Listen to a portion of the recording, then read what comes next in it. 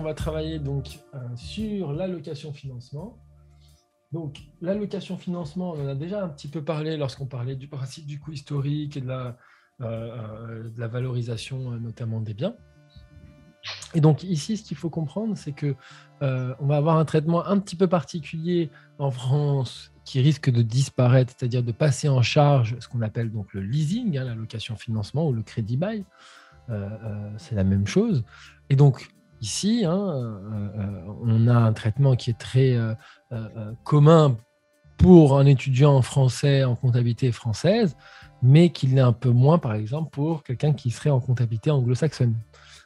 Et je vous l'ai déjà dit, en fait, c'est un élément qui est amené théoriquement à disparaître, d'accord, de la compta française. Donc, vous ne serez pas surpris quand en DSCG, vous découvrirez le traitement du crédit bail. Donc, le crédit bail, c'est quoi? C'est de la location, en fait, financement. Et donc, la location financement, c'est quoi? C'est au lieu de payer ou d'acheter un bien tout en faisant, par exemple, un crédit, eh bien là, cette fois, je le paye sous forme de loyer, donc des charges. Je reçois tous les mois une facture qui permet de payer, en fait, le bien mensuellement. Et donc, ça devient une charge déductible qui passe dans mon résultat, qui m'évite d'immobiliser un bien et de l'amortir, bien entendu. On va distinguer deux types de crédit bail. Eh bien, le crédit bail immobilier et crédit bail immobilier. Le crédit bail immobilier, il n'y aura pas de grosses difficultés et il est plutôt simple à traiter.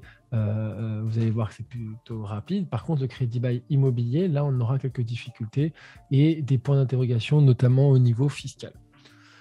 Ça m'amène à entamer le traitement. Donc ici, distinction location simple et location financement. Qu'est-ce qui permet de dire que ici, on est en train de faire de la location et là, on est en train de faire de la location financement, donc du leasing, vous l'appelez comme vous voulez, ou du crédit bail.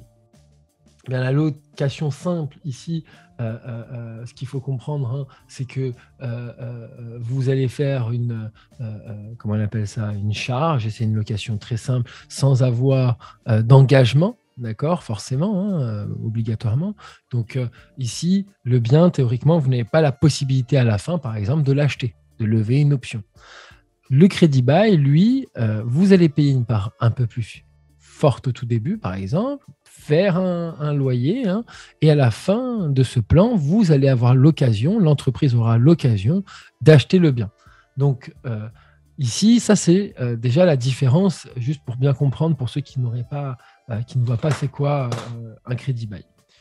Après, ce qu'il faut comprendre, c'est ce que je vous disais notamment au niveau de l'IAS, IFRS, c'est-à-dire la normalisation internationale.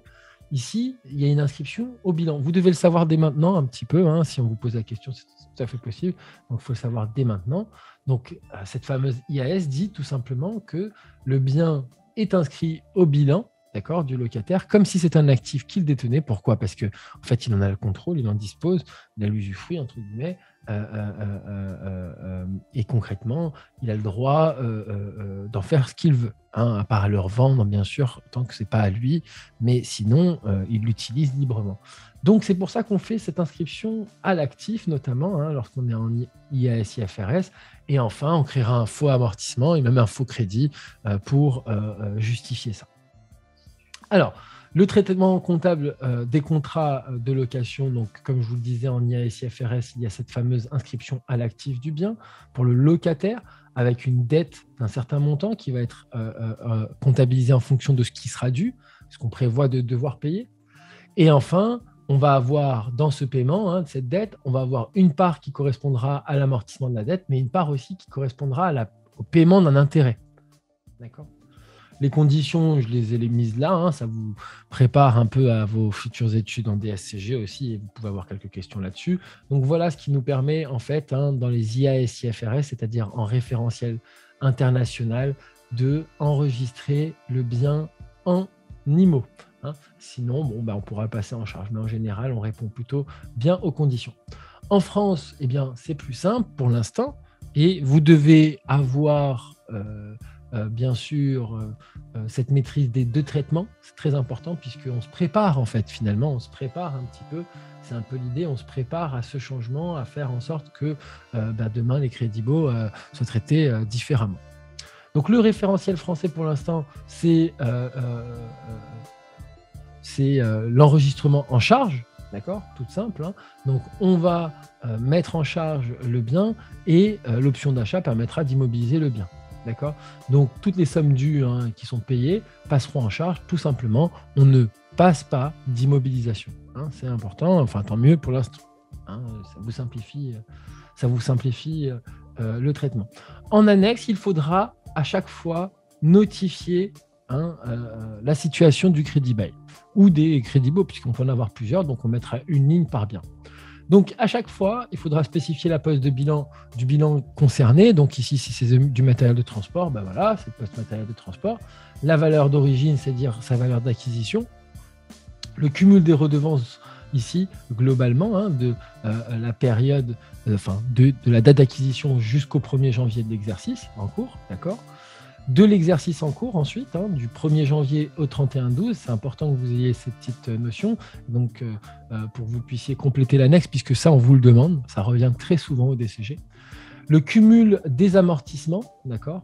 Le cumul des amortissements, c'est des amortissements théoriques, mais le cumul des amortissements jusqu'au 1er janvier, du 1er janvier au 31 décembre, les redevances restant à payer à moins d'1 an, donc celles de l'exercice, d'accord, celles qui ont été payées. Finalement, ici, on se retrouve à avoir le même montant que le montant des redevances théoriquement. De plus d'1 an à moins de 5 ans, donc on commencera au 1er janvier N+1 jusqu'au 31/12 N+4 par exemple, enfin pas par exemple puisqu'on est sur 5 ans là, c'est limité. Et enfin à plus de 5 ans, donc ce sera après le 1er janvier N+5. D'accord, ce qu'on devrait payer. Donc c'est à nous de calculer. Bon, c'est un petit peu un travail juste de rigueur et de soins chronologiques pour le calcul. Donc ici, il faudra mettre le prix d'achat résiduel, c'est-à-dire le prix de levée de l'option. D'accord ?